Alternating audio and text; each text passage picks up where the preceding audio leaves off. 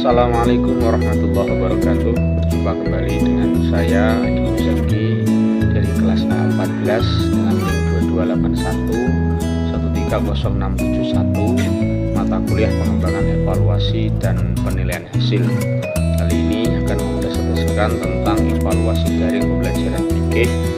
Dalamnya memuat wudu, sholat, dan membaca Al-Quran. Selanjutnya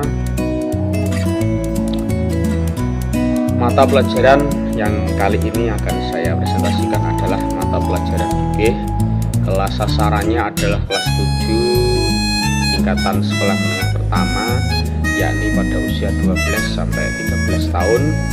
Alasan pemilihan ini adalah bahwa materi ini esensial untuk membentuk keterampilan ibadah dasar siswa. Wudu, sholat, dan membaca Al-Quran sering menjadi kelemahan siswa karena kurang praktik, sehingga evaluasi daring diperlukan untuk identifikasi dini dan penguatan. Untuk instrumen tes daring, yakni kita menggunakan platform Google Form dengan link yang sudah tertera. Kemudian jenis soalnya terdapat 10 soal pilihan ganda, 3 isian singkat, dan 2 soal kasus buat sederhana.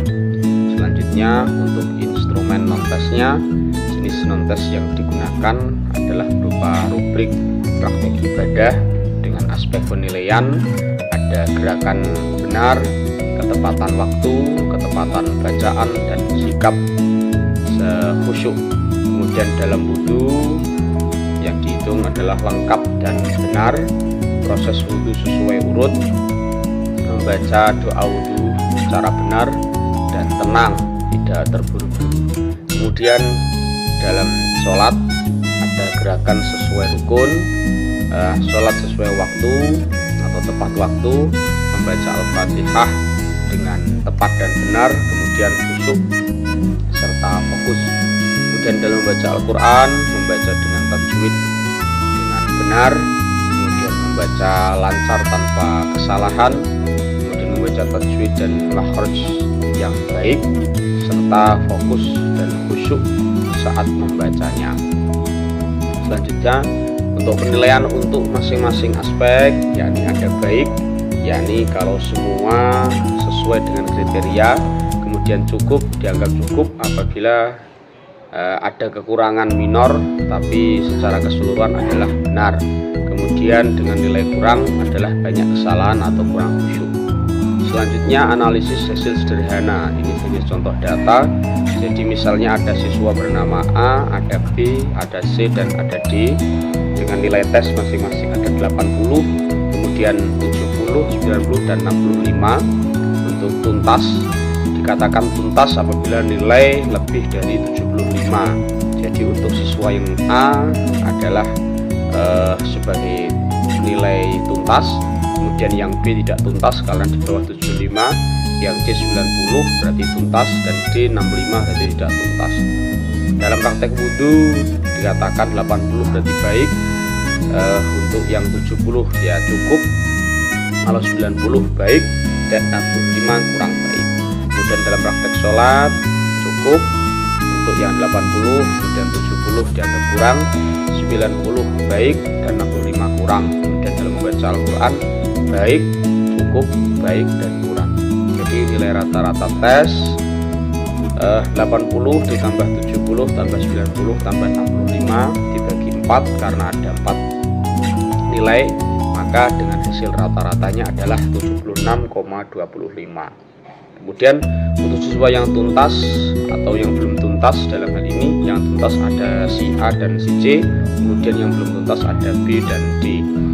Hasil non-tesnya kalau dalam kategori, yakni wudunya ada 2 yang baik, 1 cukup, dan 1 kurang. Kemudian dalam sholat ada 1 baik, 1 cukup, dan 2 kurang. Dalam membaca Al-Quran ada 2 yang baik, 1 cukup, dan 1 kurang.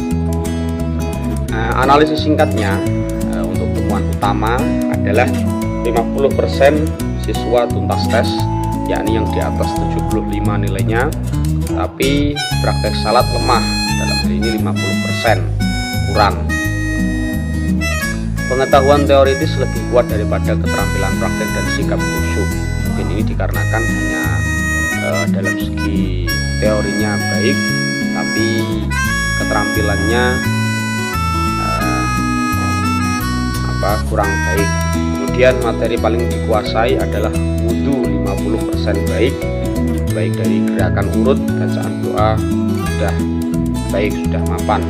Kemudian dalam membaca Al-Qur'annya 50% baik, pembacaan tajwidnya relatif lancar.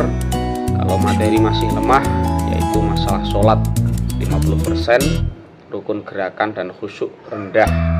Penyebabnya adalah kurang latihan berulang atau tidak sering berlatih, bukan masalah ketidakpahaman dari konsep dasarnya.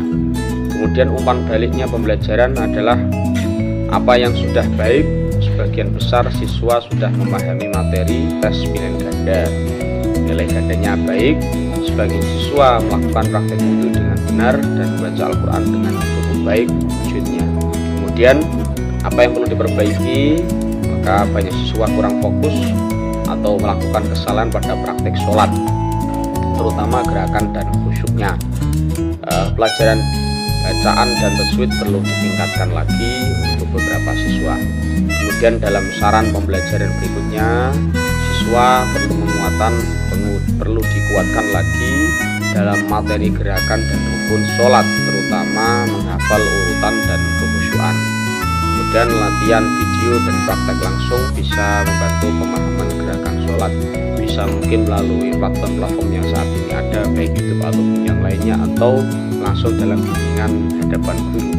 Kemudian pemberian media audio untuk memperbaiki tajwid dan bacaan Al-Quran, ini bisa untuk meningkatkan perbaikan dalam bacaannya.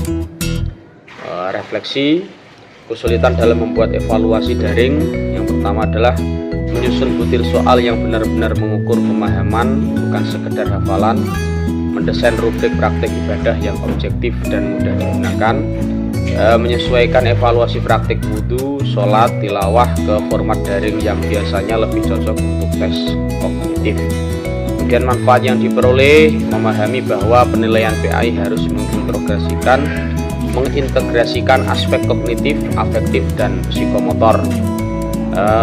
Terlatih menggunakan platform digital baik Google Form dan yang lainnya untuk tes dan non-tes. Kemudian lebih peka membaca data hasil evaluasi dan mengubahnya menjadi umpan balik pembelajaran. Pandangan sebagai guru PAI atau calon guru PAI, ya, evaluasi daring dapat menjadi alat bantu efektif untuk monitoring belajar, tetapi tidak bisa menggantikan sepenuhnya praktek ibadah langsung. Guru PAI perlu kreatif menggabungkan tes online dengan observasi dan pembimbingan tatap muka. Di era digital yang seperti ini, literasi teknologi menjadi bagian penting kompetensi guru PAI agar evaluasi lebih efisien, transparan, dan berbasis data. Mungkin itu dulu dari saya. Assalamualaikum warahmatullahi wabarakatuh.